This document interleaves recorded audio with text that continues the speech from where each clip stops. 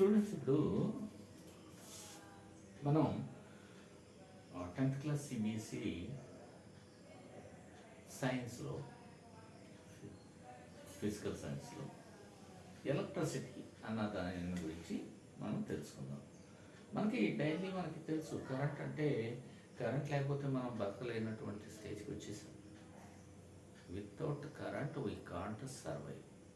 అది మనందరికీ తెలిసిన విషయం. ఇదివరకైతే పాత రోజుల్లో అయితే కొంచెం విసనకర్ర ఇట్లాంటివి విసురుకునేవాళ్ళు కరెంటు లేకపోతే. కానీ ఇప్పుడు విసనకర్ర విసురుకోవాలన్నా కూడా అందరికీ నామోషి అయిపోయింది అనమాట. అందుకే కరెంట్ లేకపోతే అట్లా దేశాల మీద పడి తిరగటం అన్నది చేస్తున్నాం. కానీ మనం కొన్ని రిసోర్సెస్ని యూజ్ చేసుకుందాం అన్నది మనం తెలుసుకోలేకపోతాం.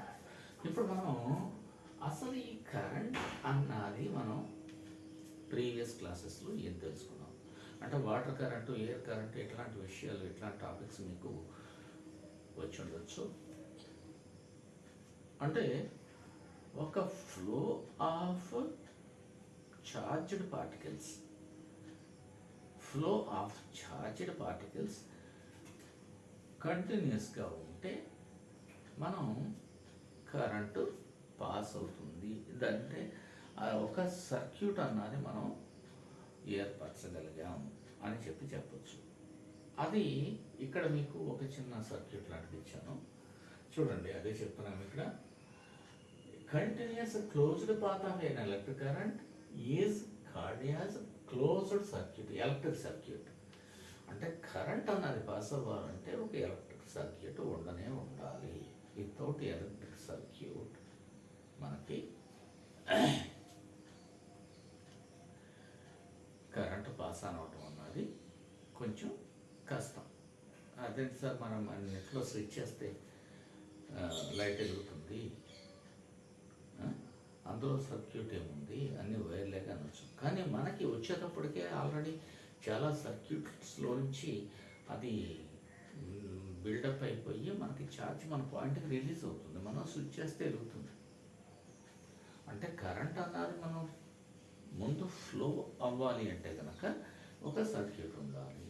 ఇప్పుడు మనం స్విచ్ ఆన్ చేస్తే మనకి ఎన్ని మీటర్ రీడింగ్ తీసుకుంటారు, ఇది 60 వోల్ట్లు కాలిందమ్మా ఇంత బిల్ అని చెప్పిస్తాడు. మరి ఎట్లా తెలుస్తుంది వాడికి కదా? అంటే వాడు ఎన్ని వాట్స్ కాలింది, ఎంత బిల్ వచ్చింది వాడు ఇస్తున్నప్పుడు అంటే సర్క్యూట్స్ ఉన్నాయి. సో ఆ సర్క్యూట్ అన్నది ఉండటం వల్లే మనం ఏంటంటే ఎంత బిల్లు అవుతుంది మీకు అని చెప్పి, మీరు ఎంత వాడుకున్నారు, ఎంత బిల్లు వస్తుందని చెప్తున్నాం.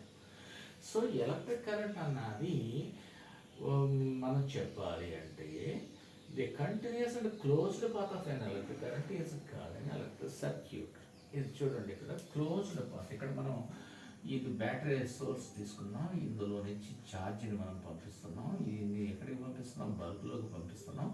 ఈ బల్బులో నుంచి యామ్మీటర్లోకి వచ్చింది. యామ్మీటర్లో నుంచి ఒక స్విచ్ ద్వారా మనకి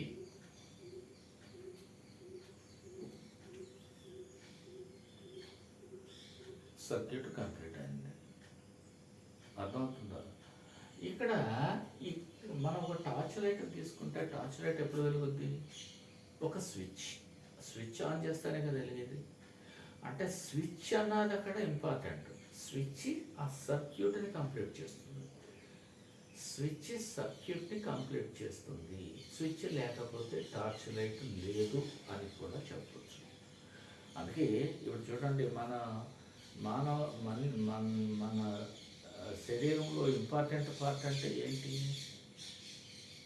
అన్ని ఇంపార్టెంట్ పార్ట్సే, కానీ మేజర్ ఇంపార్టెంట్ పార్ట్ హార్ట్ లేకపోతే మనిషి లేడు. అట్లాగే ఇప్పుడు టార్చ్ లైట్లో batteries important, bulb important, mechanism అంతా ఇంపార్టెంట్. కానీ అక్కడ స్విచ్ చేయకపోతే లైట్ వెళ్తుంది. So switch is the key part in a torch light.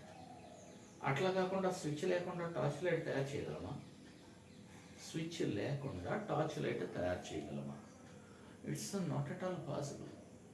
In case అది తయారు చేసిన ఆ సర్క్యూట్ ఎప్పుడు క్లోజ్ అయిపోయి ఉంటుంది కాబట్టి త్వరగా డిశ్చార్జ్ అన్నది జరిగిపోతుంది. And the battery life or the source of supplying energy త్వరగా డెడ్ అయిపోతుంది. So switch plays the key role in a torch light.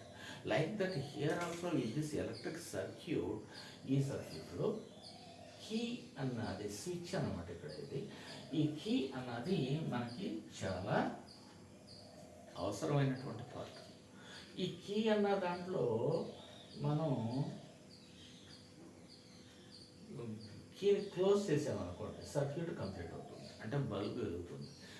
ఈ కీని ఓపెన్ చేసామనుకోండి, అంటే స్విచ్ని ఆఫ్ చేసాం, ఆఫ్ చేస్తే సర్క్యూట్ బ్రేక్ అవుతుంది, బల్బ్ ఆగిపోతుంది, వెలగటం ఆగిపోతుంది.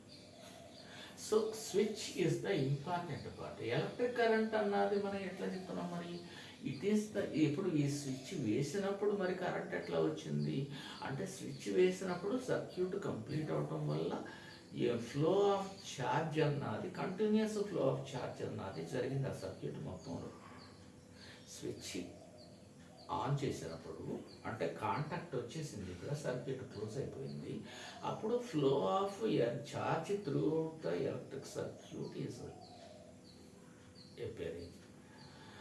అదే స్విచ్ ఆఫ్ చేసామనుకోండి, సర్క్యూట్ బ్రేక్ చేసాం, ఇక ఫ్లో అన్నది జరగదు. So switch is the important part. Electric current is expressed by flow of amount of charge through a particular area in ఉంటాయి.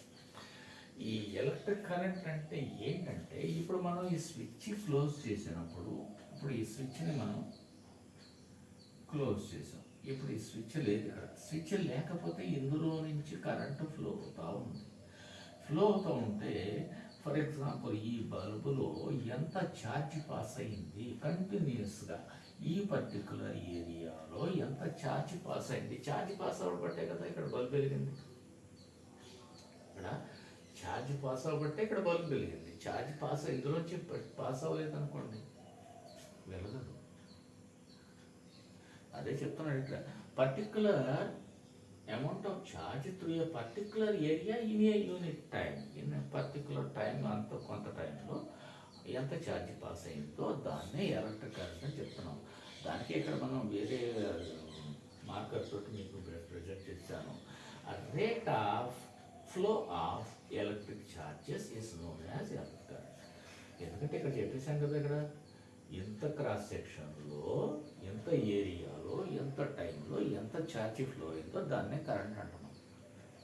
ఒక పర్టికులర్ ఏరియాలో ఒక పర్టికులర్ టైంలో ఎంత ఛార్జ్ ఫ్లో అయిందో దాన్నే కరెంట్ అంటున్నాం, ఎలక్ట్రిక్ కరెంట్.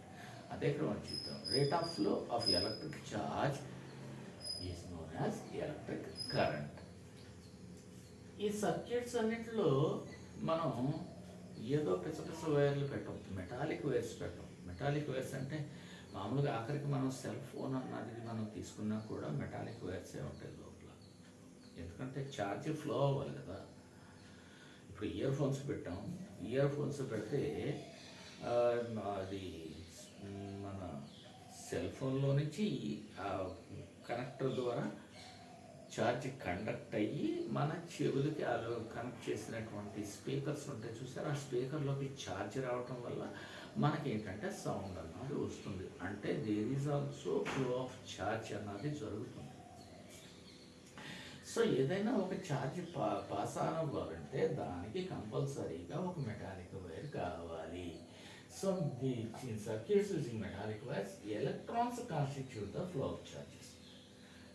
ఫ్లో ఆఫ్ ఎలక్ట్రాన్స్నే కరెంట్ అని చెప్పి చెప్తాం. కరెంట్ అంటే flow of electrons, negatively charge particles. కానీ ఈ కరెంట్ అన్నది కనిపెట్టినప్పుడు ఎలక్ట్రాన్స్ అంటే తెలియదు, దాని వాల్యూ ఎంతో తెలియదు, అసలు ఎలక్ట్రాన్ అన్న టర్మ్ కూడా డిఫైన్ చేయలేదు. మరి అప్పుడు ఏం చేశారు అంటే పాజిటివ్ ఛార్జ్ని యూజ్ చేశారు. The flow of positive charge is known as electric current అని చెప్పి చెప్పారు.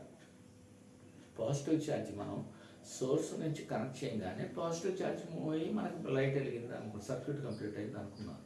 కానీ ఏంటంటే అక్కడ ఎలక్ట్రాన్స్ అన్న కాన్సెప్ట్ వచ్చిన తర్వాత ఈ పాజిటివ్ ఛార్జ్ డైరెక్షన్కి ఆపోజిట్ డైరెక్షన్లో కరెంట్ ఫ్లో అవుతుంది. That is electron negative charge ఎటైతే మూవ్ అవుతుందో అటు పక్క కరెంట్ డైరెక్షన్ ఉంటుందని చెప్పాను. So it is termed as flow of positive charges and the direction of flow of positive charges was taken to the direction of electric circuit. అప్పుడు అప్పట్లో అట్లా చెప్పారు, కానీ ఎలక్ట్రాన్స్ అన్నది ఇన్వెన్షన్ అయిన తర్వాత the direction of electric current is taken as opposite to the direction of flow of electrons. Flow of ఎలక్ట్రాన్స్కి opposite డైరెక్షన్లో ఛార్జీ ఉంటుంది, ఫ్లో అని చెప్పారు, కానీ కరెంట్ అన్నది ఫ్లో ఆఫ్ ఎలక్ట్రాన్స్ డైరెక్షన్లో ఉంటుందన్నమాట. సో ఇఫ్ నెట్ ఛార్జ్ ఒక కండక్టింగ్ వైర్లో ఛార్జ్ అంటే మొత్తం క్యూ అన్న ఛార్జ్, మనకి క్యూ అమౌంట్ ఆఫ్ ఛార్జ్ ఒక పర్టికులర్ క్రాస్ సెక్షన్ టైంలో పర్టికులర్ టైంలో ఎంత పాస్ ఆన్ అయిందో దాన్నే మనం ఏంటంటే రేట్ ఆఫ్ ఫ్లో అని చెప్పాం కదా, దానికే డెరైవేషన్ ఇక్కడ ఇస్తున్నాము. I is equal to Q by T. Q అంటే చెప్పాను కదా, it is the charge, net charge. Net charge that unit is in coulombs. 1 coulomb అంటే 6 × 10⁻18 ఎలక్ట్రాన్స్ అని ఇక్కడ చెప్పాను మీకు. And here the unit of time we're considering it as seconds, అంటే SI units అని చెప్తాం కదా, ఎస్ఐ యూనిట్స్లో మెన్షన్ చేయడం జరిగింది. సిజిఎస్ యూనిట్స్ కాదు, ఇక్కడ ఎస్ఐ యూనిట్సే వాడాలి. సో ఎస్ఐ యూనిట్స్లో మనకి ఏంటంటే I is equal to Q by T అన్నది it is the definition of electric current. దాన్నే మనం rate of flow of charge in a particular cross section in a particular time, that is electric current. Okay, I is equal to Q by T. Q by T అంటే ఇక్కడ మీకు రాసాను coulombs per second. Coulombs per సెకండ్ని మనం ఏంటంటే ampere అని చెప్పి చెప్తాం. వాడు ఒక సైంటిస్టు యాంపియర్ అన్న సైంటిస్టు ఆఫ్ కరెంట్కి కరెక్ట్ డెఫినేషన్ ఇచ్చాక దానికి ఆయన పేరు పెట్టడం జరిగింది అనమాట ఆ యూనిట్కి. ఓకేనా, ఎప్పటిదాకా వరకు మీకు కాన్సెప్ట్ క్లియర్గా అర్థమైంది కదా. ఓకే, ఫర్దర్గా ఏం జరుగుతుందో మనం తర్వాత చూద్దాం.